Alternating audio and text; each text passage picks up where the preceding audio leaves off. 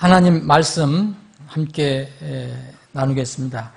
오늘은 신약성경 요한복음 18장, 오늘 요한복음 두 군데에서 두 장에서 18장하고 21장을 이렇게 살펴보겠습니다. 18장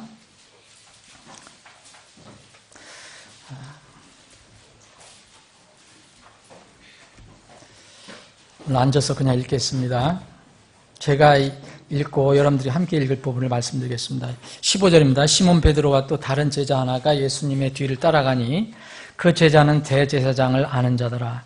그가 예수님과 함께 대제사장이 관저로 들어가되 베드로는 바깥에 문 곁에 서 있더니 그때 대제사장을 아는 다른 제자가 나가서 문 지키는 여자에게 말하여 베드로를 데리고 들어오니라.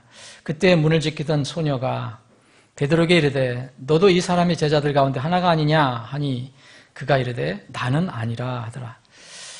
18절 함께 읽겠습니다. 날이 추움으로 종들과 관속들이 숯불을 피우고 거기 서서 몸을 녹이니 베드로도 그들과 함께 서서 몸을 녹이더라. 25절 제가 한 절 더 읽겠습니다. 시몬 베드로가 가서 몸을 녹이더라. 그러므로 그들이 그에게 이르되 너도 그의 제자들 가운데 하나가 아니냐 하매 베드로가 부인하여 이르되 나는 아니라 하니라. 대제사장의 종들 중 하나는 베드로가 귀를 벤 사람이 친척이더라. 그가 이르되 그와 함께 동산에 있던 너를 내가 보지 아니하였느냐 하니 그때 베드로가 다시 부인하며 곧 수탈기 울더라. 21장을 한번 보겠습니다. 요한복음 21장.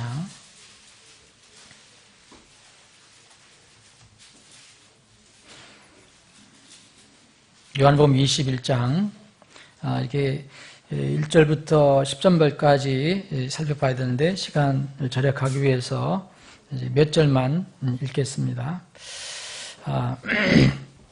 3절부터 제가 읽고 여러분들과 함께 읽는 부분을 말씀드리겠습니다. 시몬 베드로가 그들에게 나는 고기 잡으러 가노라 하며 그들이 그에게 우리도 함께 가노라 하고 그들이 나가서 즉시 배에 올랐으나 그 밤에 아무것도 잡지 못하였더라.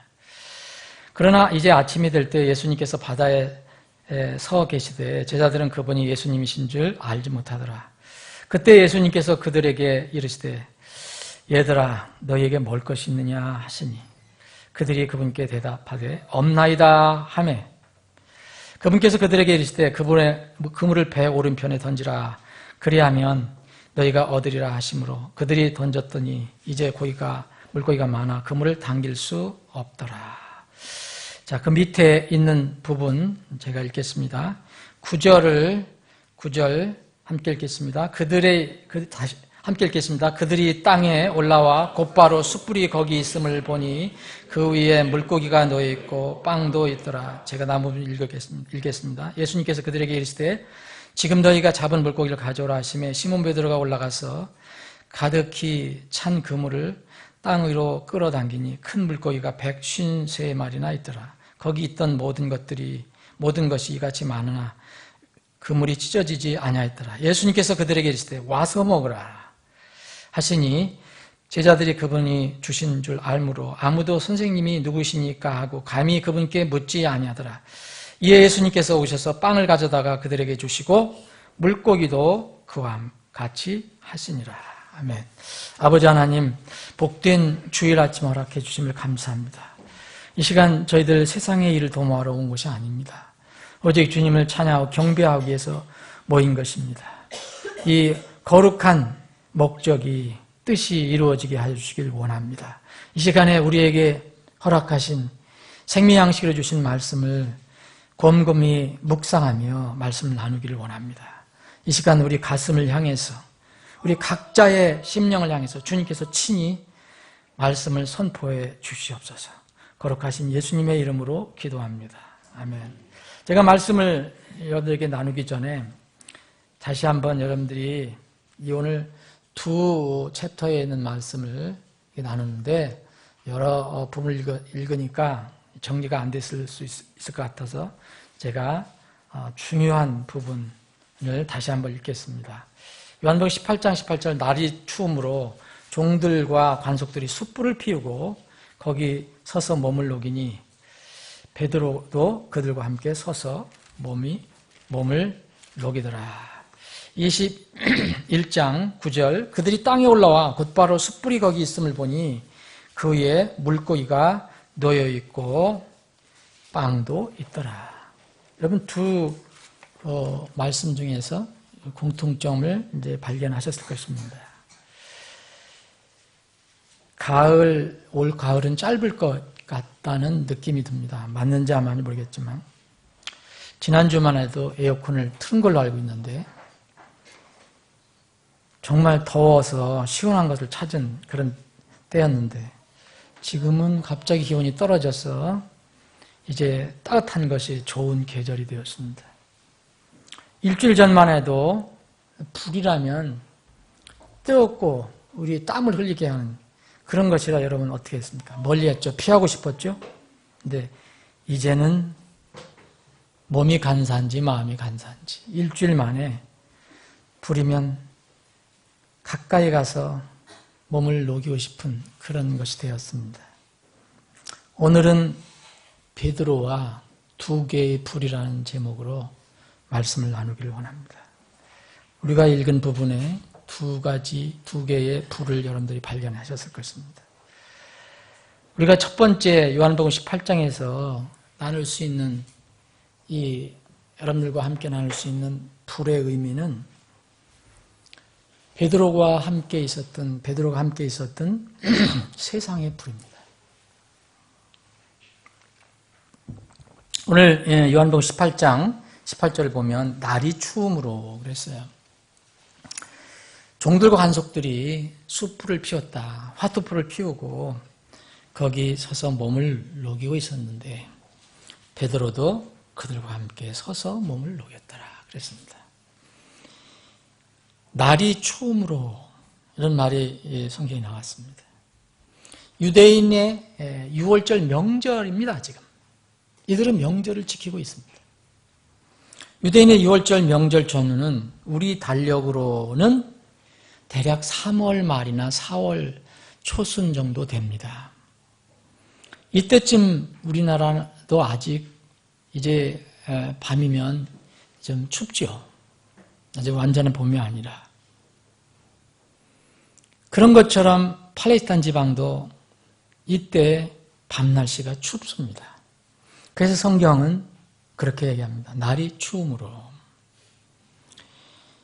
여기에 베드로가 이제 그 불을 쪼이는 그런 장면이 기록이 되어 있습니다. 깊은 밤에 잠을 못 이루고 몸이 피곤하면 추위는 그만큼 더 크게 느껴지는 법입니다. 아마도 베드로는 지금 이 순간 깊은 밤, 몸뿐만 아니라 정신적으로 무척 피곤한 상태였을 것입니다. 바로 조금 전에 예수님이 신문받는 장소, 대제사장의 관저까지 무사히 통과하지 못했습니다. 통과하려는데 어느 조그만 소녀가 갑자기 베드로를 보고 날카롭게 질문합니다. 너도 제자들 가운데 이 예수의 제자들, 이 사람의 제자들 가운데 하나 아니냐. 이렇게 날카롭게 한 작은 소녀가 질문할 때 베드로는 조금 전에만 해도 예수님께 나는 절대 예수님을 부인하지 않겠다라고 했는데 그 입에서 뭐가 튀어나오냐면 아니다. 나는 아니다. 라고 그렇게 외쳤습니다. 주님에 대한 사랑과 열정을 가득 찼던 베드로에게 다가온 한 어린 여자아이는 베드로의 가슴을 너무 쿵쿵거리게 만들었고 또 베드로의 목덜미에는 소름이 돋아나게 했습니다. 이제 몸뿐만 아니라 마음도 베드로는 얼어붙었어요. 몸과 마음의 추위를 이제 녹여줄 수 있는 따뜻한 무엇이 그리워졌습니다. 여러분 오늘 이 말씀 읽을 때 그리고 말씀 나눌 때 항상 그 성경에 여러분들의 입장을 대입해 놓고 이렇게 이해를 하시면 많이 도움이 될 것입니다. 여러분들이 그 입장에 있다면 어떻게 했습니까? 몸도 얼어붙고 마음도 얼어붙었는데 좀 멀리 떨어진 곳에 핫도불이 피어 있고 숯불이 피어 있고 그 주위에 사람들이 모여 있습니다. 여기 사람들은 여기 종들과 관속들입니다. 이 사람들이 모여서 불을 피워놓고 몸을 녹이고 있습니다. 물론 이런저런 얘기도 하고 있었겠죠. 베드로는 자신도 모르게 그 화돛불 앞으로 다가갔습니다. 그리고 그 사이에 끼어서 자기도 모르게 몸을 녹이고 있습니다. 그런데 이 숯불은 바로 자기가 조금 전에 그렇게 나는 절대로 주님을 부인하지 않겠다고 그렇게 목숨 걸고 주님을 따르겠다고 했던 바로 자신의 주인 예수님, 스승이신 예수님을 죽이려고 모의하는 그런 적들이 밤에 추위를 이기려고 피워놓은 불이었습니다. 베드로는 어느새 그 앞으로 가서 그들 가운데 끼어서 자기 정체를 가리고 아니 부인까지 하면서 이제 몸을 녹이고 있습니다. 얼었던 몸에 따뜻한 이제 열기가 온기가 퍼져왔습니다. 그런데 이상스럽게도 마음은 점점 추워져 갑니다. 주님의 수석제자라고 불리는 베드로, 자신이 주와 그리스도로 고백한 자신의 스승이 세상 사람들과 세상 종교로부터 이 고난을 받고 있을 때, 신문을 받고 계실 때 주님의 제자로서 있어야 할 자리 대신에 잊지 말아야 할 자리에 그가 있었습니다. 그는 예수 그리스도를 대적하는 세상 사람들 가운데 있었습니다. 세상 문화와 세상 철학이 지배하는 그런 환경 속에 지금 들어가 있습니다.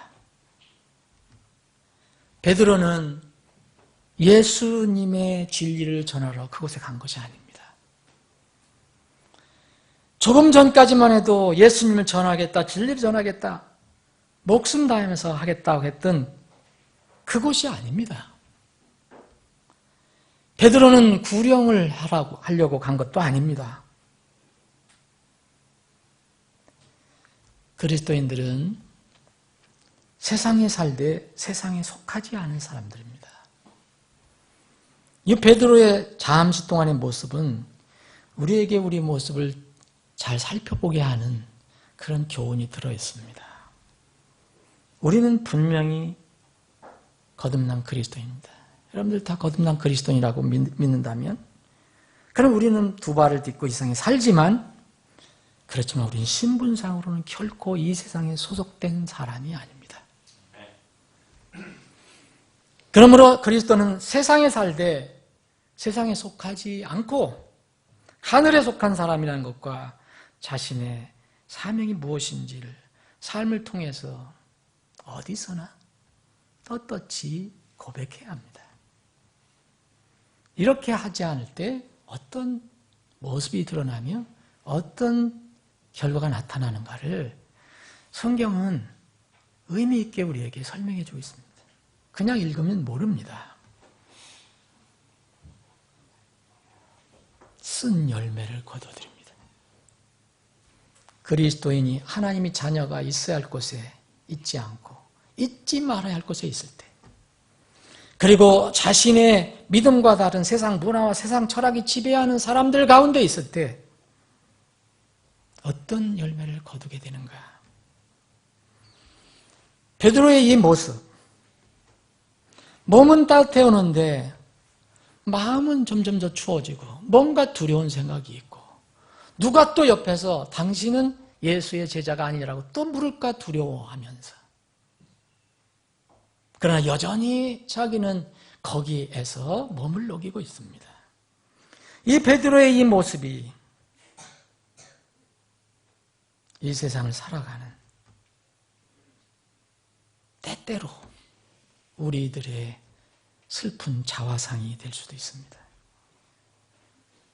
예수님을 대적하는 적들이 모여있는 곳에 끼어들어가서 세상의 추위에 지친 몸을 녹이려고 그들이 피워놓은 불 앞에 서 있는 모습. 몸은 열기로 따뜻할지 모르지만 구원받은 영혼은 더욱 춥고 지쳐갑니다.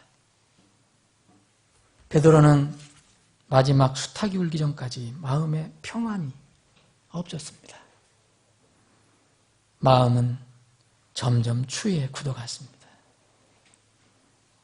수탉이 울고서 예수님의 대언의 말씀을 기억하고서야 통곡을 하고 이제 회복이 되는 과정을 밟습니다. 세상에서 살아갈 때 하나님의 자녀들이 겪는 어려움이 있습니다. 이 어려움은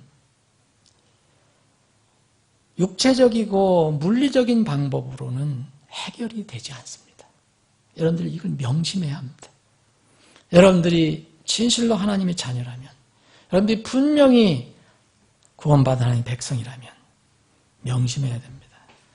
그리스도인들이 이 땅에서 살아갈 때 여러 가지 힘들고 어려운 일을 당합니다. 그것이 물리적이든 영적이든 간에, 그런데 이런 어려움은 우리 육체적인 문제, 육체적인 방법, 또 물리적인 방법으로는 결코 해결되지 않습니다. 만약 해결되는 것 같지만 그거는 점점 문제가 깊어지는 겁니다. 베드로가 우리에게 이 모습을 보여주고 있습니다. 몸이 오그라들어서 추워서 그 화롯불에 가서 몸을 녹이지만 마음은 점점 어두워져 가고 추위에 더 떨어갑니다. 그런데 우리는 이렇게 되면서도 그것을 모르고 지나갈 뿐입니다. 그리스도인은 항상 먼저 구원받은 영혼을 살펴봐야 합니다. 우리의 주인과의 관계를 늘 점검해봐야 됩니다. 체크를 해봐야 됩니다. 모든 이 세상에서 나타나는 문제는 근본적으로 접근할 핵심이 있어요. 이 핵심을 제쳐놓고 이것을 파악하지 못하고 그냥 접근만 해서, 주의를 접근만 해서는 문제 근본적으로 해결 안 됩니다. 여러분들에게 물리적인 상황이 어떤 어려움이 있다. 그럼 먼저 영적으로 접근한 뒤에야 그것을 다루어야 문제가 해결이 됩니다. 겉모습만 다루지 말고 속을 살펴보라는 겁니다. 인생의 모든 문제는 이 세상을 주장하시고 이 세상 안에서 사는 우리들의 주관자이신 하나님과 연결되어 있습니다. 사랑하는 여러분, 여러분들이 만약 세상이 우연히 생긴 것이다, 우리도 우연히 먼지에서 이렇게 진화되어서 생긴 존재다, 그렇게 믿는다면 하나님의 관계, 연결 살펴볼 필요 없습니다. 그런데 그렇게 우리가 생긴 존재가 아니라 하나님께서 목적을 가지시고 우리를 지으셨다면, 그래서 우리는 하나님의 피조물이라면, 그리고 모든 피조물이 우리가 그 배경을 다 알든 모르든 간에 하나님께서 주관하신다는 것을 믿는다면 무슨 문제든 먼저 하나님 앞에 무릎을 꿇는 것이 문제의 해결책입니다. 야고보서 5장 13절에 이런 성경 말씀이 있습니다. 너희 가운데 고난을 당하는 자가 있느냐? 그리스도인 중에 고난 당한 자가 있느냐? 그는 기도할 것이요. 여러분, 그리스도인하고 만날 고난 당합니까? 때로는 이 땅에서의 여러분들이 잠깐 동안이지만 즐거움도 있지 않습니까? 즐거워하는 자가 있느냐? 그는 시편을 노래할지어다. 고난 당할 때도 주님, 즐거울 때도 하나님을 생각하라는 겁니다. 고난을 당하면은 기도를 합니다. 누구한테 엎드리는 겁니까? 누구한테 엎드려 기도하는 겁니까? 여러분들 즐거운 일이 있습니까? 기쁜 일이 있습니까? 즐거운 자가 있느냐? 그는 뭐를 노래하였습니까? 시편을 노래할지어다. 누구에게 찬양을 드리는 겁니까? 무슨 문제든 하나님과 연결이 되었다는 것을 알고 하나님 앞에 무릎을 꿇는 것이 최우선순위입니다. 베드로가 경험한 두 번째 불이 있습니다.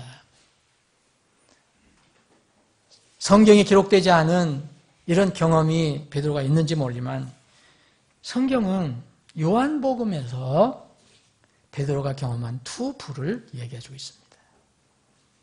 바로 지금 우리가 읽어본 요한복음 18장 예수님께서 고난당하실 때, 신문당하실 때 베드로는 몸을 녹이려고 예수님의 적들이 세상 사람들이 피워놓은 불에 가서 몸을 녹인 그런 경험이 있습니다. 이 결과는 처절한 통곡으로 끝이 납니다. 베드로가 경험한 두 번째 불은 우리가 읽은 21장에 있습니다. 예수님이 십자가에 못 박히시고 묻히셨다가 3일 만에 부활하셨습니다. 이제 바로 승천하시지 않고 40일 동안 지상에 계시면서 제자들에게, 형제들에게 부활하신 예수님 모습을 보여주십니다. 승천하시기 직전에 바로 예수님이 갈리바다에 나타나셨습니다. 이 갈리바다는 원래 이 마태복음을 보면 이제 부활하신 예수님께서 거기서 제자들을 만나기를 원한다고, 그래서 제자들이 거기를 갈리로 가라라는 말씀이 기록이 되어 있는데 그 갈리 지역에 속했던 그 곳입니다. 베드로는 여기에서 두 번째 불을 경험합니다. 첫 번째는 조금 전에 말씀드린 것입니다. 예수님을 대적하는 적들 사이에 서서 그 적들이 피운 불을 쬐인 경험을 했습니다. 그때 몸의 추위는 좀 피할 수 있었지만 마음의 추위는 가시지 않았습니다. 두 번째는 몸과 마음을 모두 따뜻하게 해준 불이 있었습니다. 이 불은 세상 사람들이 피운 불, 세상의 적들이 피워놓은 불을 경험한 뒤에, 쓰디쓴 해환과 통곡을 경험한 뒤에 만난 불이었습니다. 이 불은 베드로의 주인이신 예수님께서 친히 피워놓으시고 베드로를 초청한 불입니다. 하나님이 준비하신 숯불이었습니다. 여기에는 생명의 양식이 있었습니다. 오늘 요한복음 21장 9절에 보면 그들이 땅에 올라와 곧바로 숯불이 거기 있음을 보니 그 위에 물고기가 놓여있고 빵도 있더라. 베드로는 적들의 불을 쬐었지만 결코 자신의 양심의 무거운 가책을 벗을 수 없었습니다. 그는 예수님의 어미하시고 자비로우신 얼굴을 뵌 뒤에야, 예언된 수탉소리를 들은 뒤에야, 처절한 통곡을 한 뒤에야 이제 양심의 가책을 벗기 시작합니다. 자신이 주님을 배반하고 버렸다는 죄책감 여전히 있습니다. 나를 주님께서 불러서 복음 전도자로 삼으셨는데 내가 나를 부르신 그분을 3번씩이나 부인하다니. 그 죄책감에서 완전히 벗어나지 못했을 것입니다. 전에 들은 이야기가 있습니다. 예수님께서 갈릴리로 모여라 했을 때, 갈릴리 어느 지역인지 모르지만 그 생각이 났을지도 모릅니다. 그래서 베드로는 거기 우리가 옛 일터가 거기 있지 않냐? 거기로 가자. 그래서 갔는지도 모릅니다. 2절 보면 시몬 베드로와 디드모라는 도마와 갈릴리 가나 사람 나다나엘과 세베대의 아들들과 그분의 제자들 가운데 다른 두 사람이 함께 있더니 시몬 베드로가 그들에게 이르되 나는 고기를 잡으러 가노라 하며 그들이 그에게 우리도 함께 가노라 하고 그들이 나가서 즉시 배에 올랐으나. 그래서 옛 일을 다시 하러 갑니다. 떠났던 옛 일을 다시 하러 갑니다. 그것이 밤이었습니다. 밤새 잡았는데 성경은 간단하게 합니다. 간단하게 기록합니다. 그 밤에 아무것도 잡지 못하더라. 밤이 지났습니다. 아마 긴 밤을 이게 노력을 했는데 아무것도 못 잡은 것 같습니다. 먼덩이 터왔습니다. 아침이 밝아왔습니다. 예수님이 베드로를 그리고 다른 제자들 찾아서 이 갈릴리 바닷가에 오셨습니다. 처음에는 예수님을 누군지 알지 못하죠. 그런데 예수님이 그들에게 다가가셔서 그들을 부릅니다. 얘들아라는 것은 나의 자녀들아 그런 뜻입니다. children. 너희에게 먹을 것이 있느냐? 이렇게 물으십니다.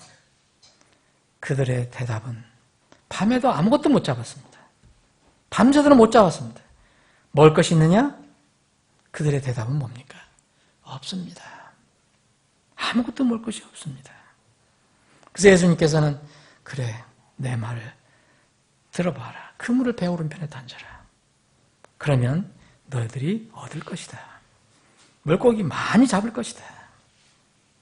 그랬더니 그대로 그물을 던지니까 물고기가 너무 많이 잡혀서 그물을 당길 수가 없을 정도가 됐습니다. 이때가 돼서 예수님께 사랑하시던 그 제자라면 요한을 가리키는 것일 겁니다. 요한이 베드로에게 귀뜸을 해줍니다. 야, 저분은 우리의 주님이야. 주님이야. 이때 베드로 정신이 들었습니다. 그래서 위에 벌거벗고 있었던 이 상의에 얼른 어부의 옷을 걸치고 이 배에서 뛰어들어서 바다로 뛰어들어서 예수님께로 향해 갑니다.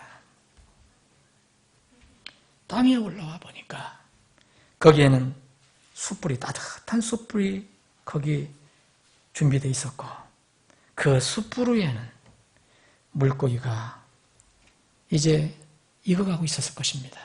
노릇노릇 맛있게 익어갈 수 있고 또 빵도 거기에 있었습니다. 사랑하는 여러분, 이 장면에서 베드로가 깨달은 것이 무엇이었을까요? 그는 주님을 떠나서 다시 버렸던 옛 일로 돌아갔습니다. 전에는 그렇게 잘 잡았었는데 이날은 기술이 없어서 못 잡은 게 아닙니다. 밤새 잡았지만 한 마리도 잡지 못했습니다. 베드로는 고기를 잡으라고, 이 갈릴리 바다에서 고기를 잡으려고 예수님께서 부르심을 받은 사람이 아닙니다. 자기의 사명을 떠나서는 아무것도 세상에서 이런 소득을 얻을 수 없다는 것을 얘기합니다. 만약 얻는다 하더라도 그것은 실패입니다.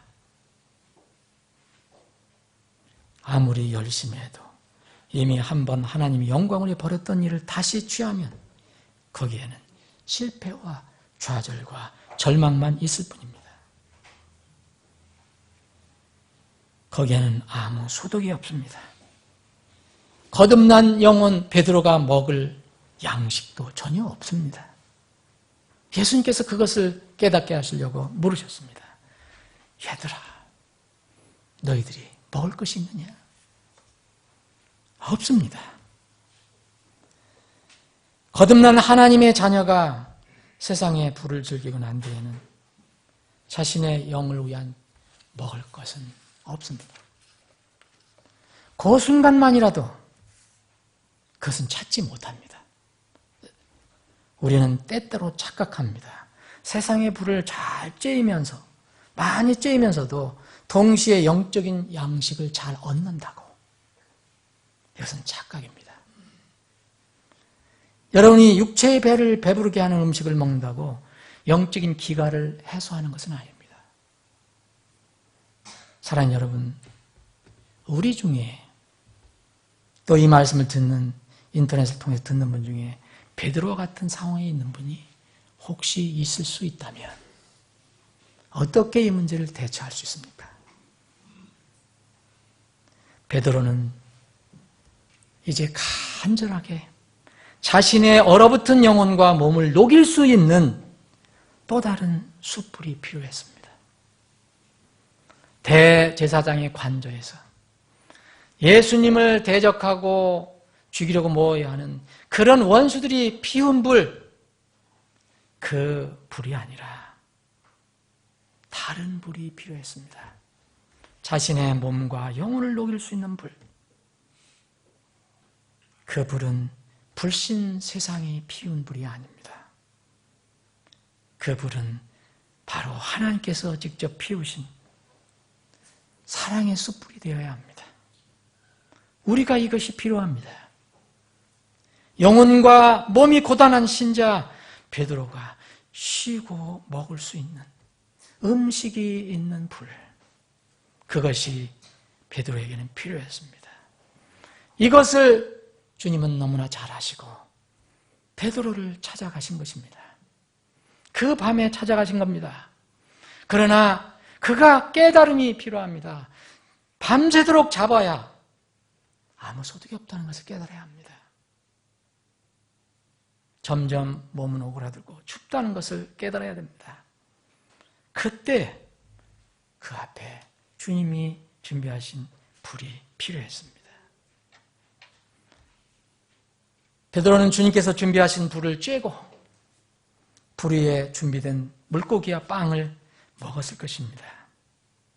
여기 12절 예수님께서 그들에게 이르시되 와서 먹으라. 그리고 13절에 보면 이에 예수님께서 오셔서 빵을 가져다가 그들에게 주시고 물고기도 그와 같이 하시니라 그랬습니다. 베드로 제자들이 부끄럽고 죄송했지만 주님께서 준비하신 이 빵과 물고기를 먹었을 것입니다. 비로소 주님께서 피워주신 불에 마음과 몸을 녹이고 주님께서 친히 숯불 위에서 구워주신 빵과 고기를 먹고 나서 힘을 내기 시작했습니다. 다시 소명받은 하나님의 자녀, 사역자로서 예수님의 제자의 자리로 다시 돌아올 수 있었습니다. 숱하게 울음소리로 드러났던 베드로의 과거의 부정한 일들, 생각하고 싶지 않았던 그 일들은 이제 주님의 은혜로 이제 깨끗이 씻겨지고 다시 사역의 소명을 받아 일을 시작할 수 있게 되었습니다.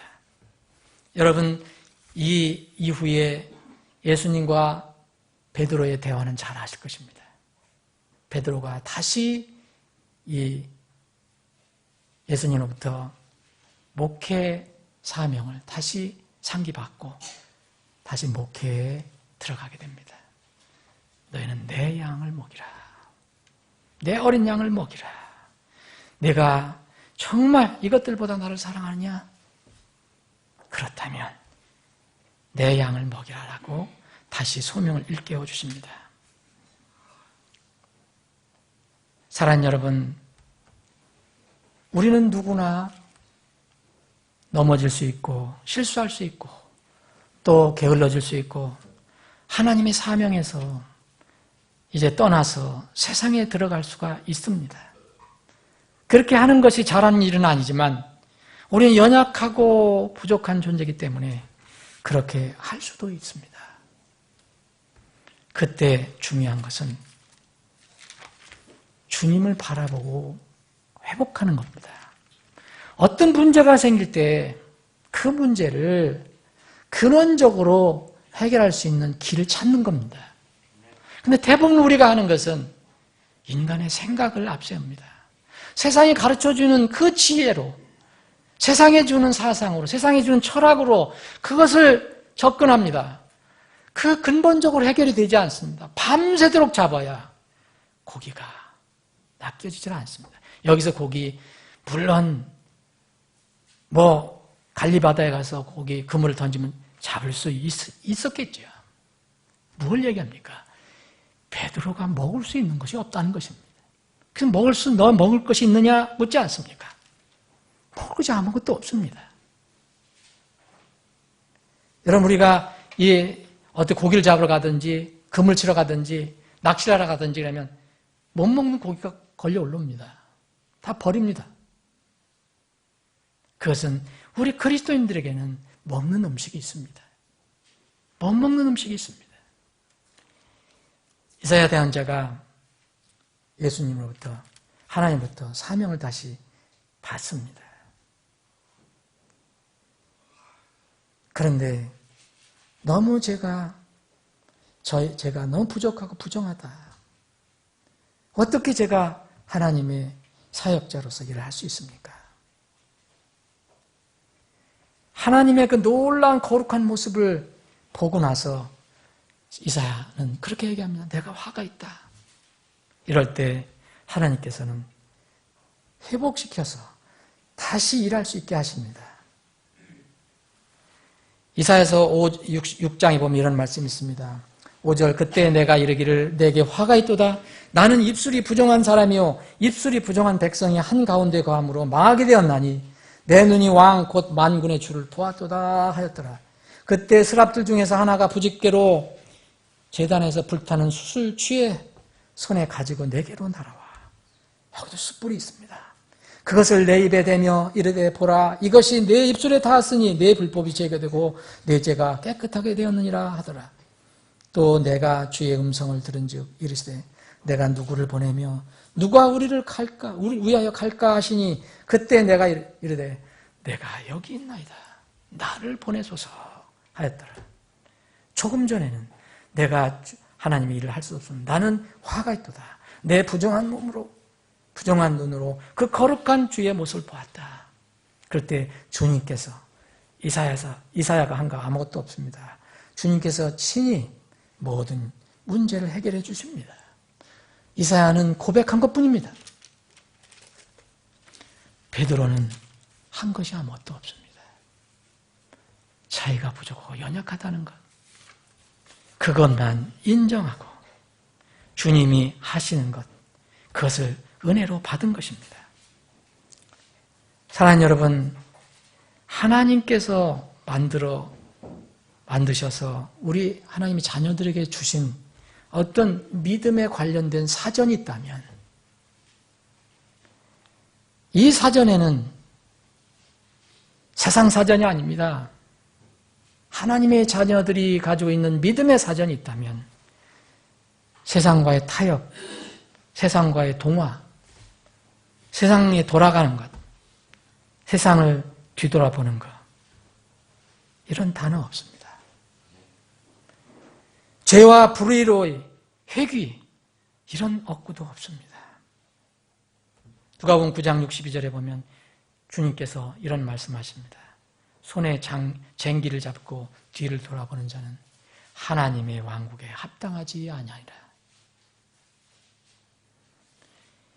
하나님께서 하늘 시민권자인 그리스도인들에게 주신 믿음의 사전에는 더욱이 절망, 좌절, 포기라는 단어는 아예 없습니다.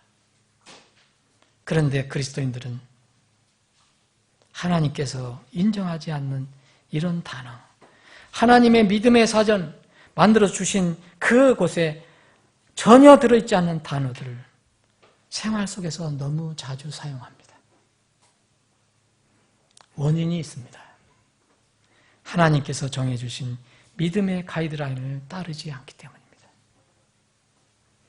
당시 베드로에게는 주님께서 직접 가르쳐 주시고 대언해 주신 말씀의 가이드라인이 있었어요.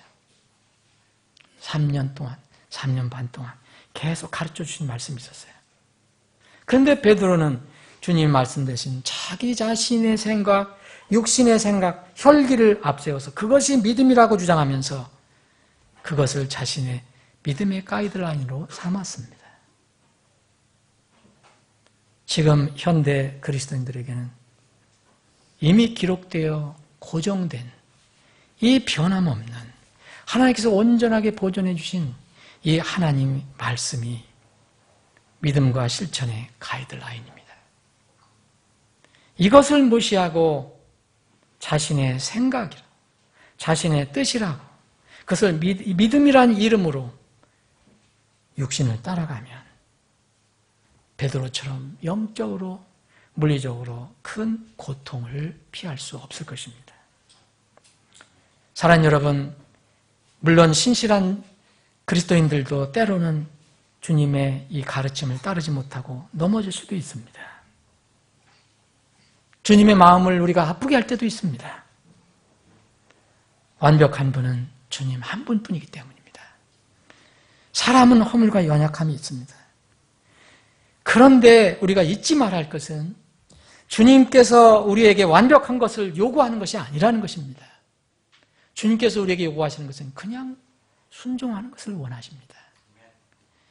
연약함으로 인해서 우리가 실족할 수 있어도, 실족을 하더라도 주님을 통해서 문제 해결을 하고 주님의 은혜로 다시 일어서기를 원하시는 겁니다. 내가 얼마나 연약한 사람인가, 그것을 인식하면 그리스도의 능력을 늘 사모하게 되고 그분 은혜 안에서 살아가겠다 결단을 하게 됩니다. 그것이 우리가 가는 길임을 우리가 알게 됩니다. 실수하고 넘어지면 상처난 주님과의 관계를 속히 회복하고 회개해서 회복하고 주님과 따뜻하게 동행하는 것을 주님 원하시는 것입니다. 사랑하는 여러분, 긴 명절, 세상 명절 이제 끝났습니다. 근데 아직 세상 명절에 그 후유증을 아직 털어내지 못하는 분들이 있습니다. 여러 가정이 아직 못 나왔습니다. 이제 명절의 먼지, 후유증을 털어내고 손상된 주님의 관계를 속히 회복할 때라고 생각합니다.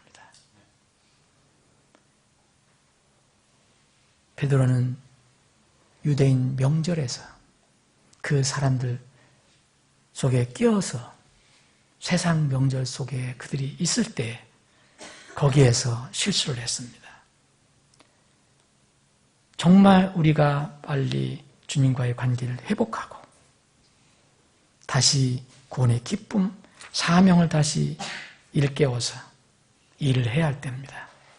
이 말씀은 여러분들에게만 드린 게 아니라 저에게도 똑같이 동일하게 해당되는 말씀입니다.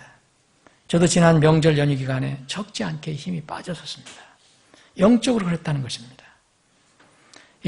그러나 이제 다시 힘을 내서 이전의 기쁨과 열정을 다시 회복해서 주님께서 맡겨준 사명을 수행해야 합니다.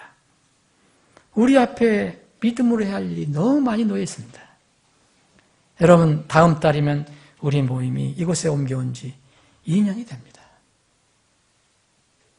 분명히 이곳으로 주님께서 옮겨주신 거, 우리가 원해서 온 것도 아니지 않습니까? 이 지역을 우리가 발견한 것도 아니지 않습니까? 이 지역에 주님께서 옮겨주신 것은 주님의 목적과 뜻이 있다는 것입니다. 그것을 이루어 가야 합니다. 그것이 뭡니까? 이 지역에 있는 혼들에게 바른 말씀, 바른 구원, 바른 교회를 전하는 겁니다. 구령을 하는 겁니다. 그런데 아직 이 지역 원주민 중에서 이 지역에 이제 여러분들이 우리 지체들이 이사와서 사시는 분들이 있지만 원주민 중에서 온전한 한 가정도 아직 교회에 더해지지 않았습니다. 있던 가정들 또 서울로 이사를 갔습니다. 저는 그런 생각을 해봤습니다. 말씀을 이제 준비하면서 주님께서 우리를 위해서 지금 우리가 서 있는 이 자리가 베드로와 제자들이 서 있던 추운 갈리 바다가 아니었는가? 추운 갈리 바다에 이 따뜻한 불을 피워놓으시고 그 위에 우리가 먹을 수 있는 영적인 양식, 빵과 물고기를 준비해 놓고 계시는 분이 바로 주님 아닌가. 우리가 우리의 부족함과 연약함과 불순종을 정직하게 고백하고 이제 주님의 은혜에 감사하면서 주님께서 준비하신 빵과 물고기를 감사히 받아 먹을 때입니다. 베드로는 유월절 명절에 큰 실수와 고통을 겪었습니다. 이때 쓸쓸한 갈릴리 새벽바다에서 주님께서 준비하신 불을 쬐고 빵과 물고기를 먹고 다시 본래의 자리로 돌아가서 주님의 도구로 크게 쓰임을 받았습니다. 오순절날 베드로의 설교로 3,000명의 혼이 구원을 받았습니다. 그 후에는 다른 사도들과 함께 말씀을 선포해서 5,000명을 주님께로 인도하는 그런 사역을 했습니다.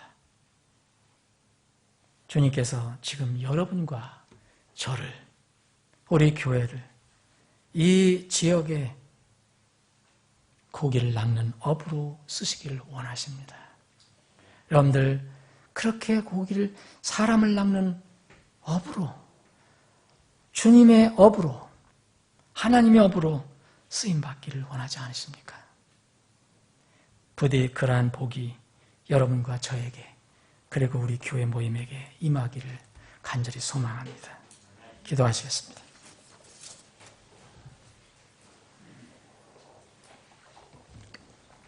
다 같이 머리 숙여주시고 기도하는 시간 갖겠습니다. 오늘 베드로의 이야기, 베드로와 주님과의 대화는 여러분들 각자에게 적용할 말씀도 될 수 있을 것이고 또 우리 교회에게 적용할 말씀도 될 수 있을 것입니다. 어떠하든 간에 이 말씀은 우리의 유익을 위해서 주셨습니다. 말씀을 듣고 말씀을 묵상하면 우리의 삶이 조금이라도 변화가 되어야 되고 진전이 되어야 됩니다. 수없이 말씀을 들어도 변화되지 않는다면 생명의 문제가 아닌가 생각해 봅니다. 우리에게 오늘 주신 말씀, 우리 교회에게 주신 말씀 다시 한번 깊이 생각해 보는 시간이 되기를 원합니다. 우리는 세상의 불을 지금 쪼이고 있는 거 아닌가? 세상 사람들 가운데서 구원받은 하나님의 자녀가 섞여서 몸에, 육신의 추위를 녹이려고 거기에 가 있을 때가 아닌 곳에 가 있는 것은 아닌가? 그러면 거기서 나와야 합니다. 그리고 주님께서 준비하신 곳, 그곳으로 가야 합니다.